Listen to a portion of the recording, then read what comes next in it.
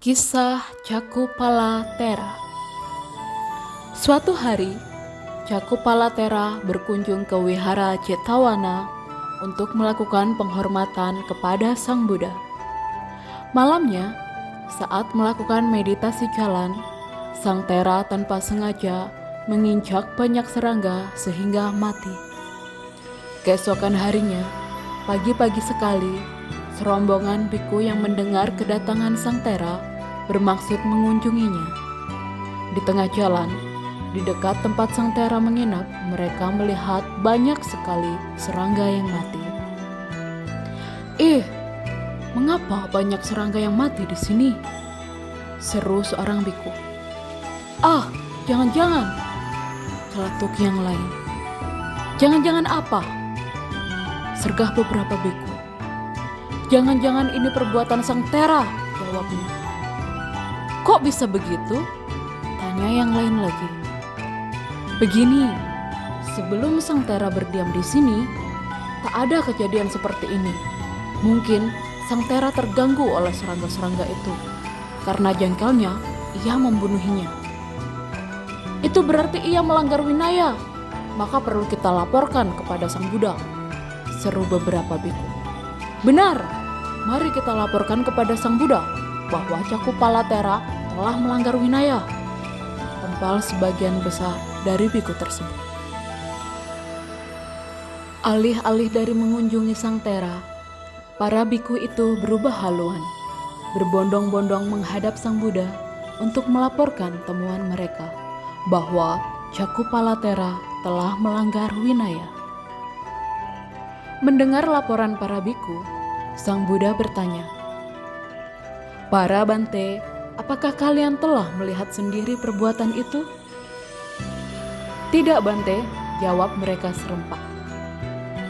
Sang Buddha kemudian menjawab, "Kalian tidak melihatnya.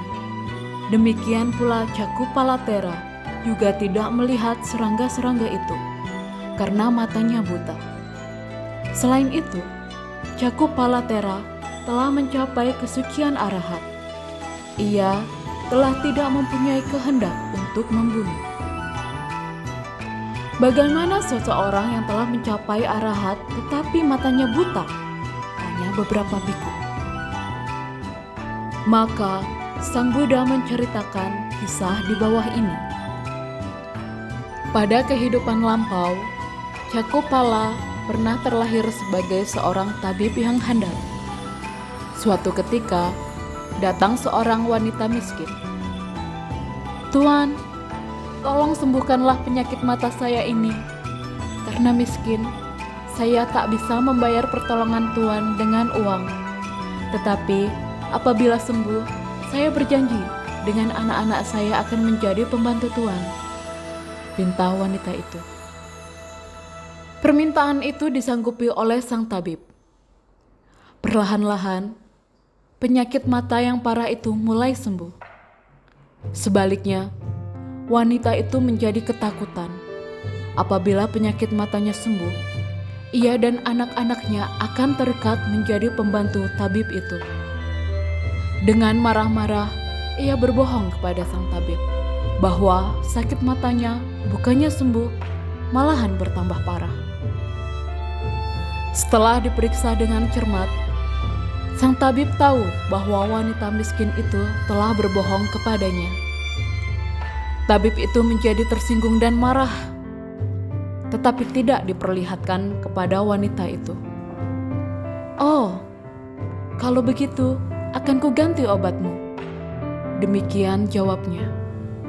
"Nantikan pembalasanku," serunya dalam hati. Benar, akhirnya wanita itu menjadi buta total karena pembalasan sang tabib. Sebagai akibat dari perbuatan jahatnya, tabib itu telah kehilangan penglihatannya pada banyak kehidupan selanjutnya. Mengakhiri ceritanya, Sang Buddha kemudian membabarkan syair di bawah ini. "Pikiran adalah pelopor dari segala sesuatu. Pikiran adalah pemimpin. Pikiran adalah pembentuk. Bila seseorang berbicara atau berbuat dengan pikiran jahat, maka penderitaan akan mengikutinya. Bagaikan roda pedati mengikuti langkah kaki lembu yang menariknya.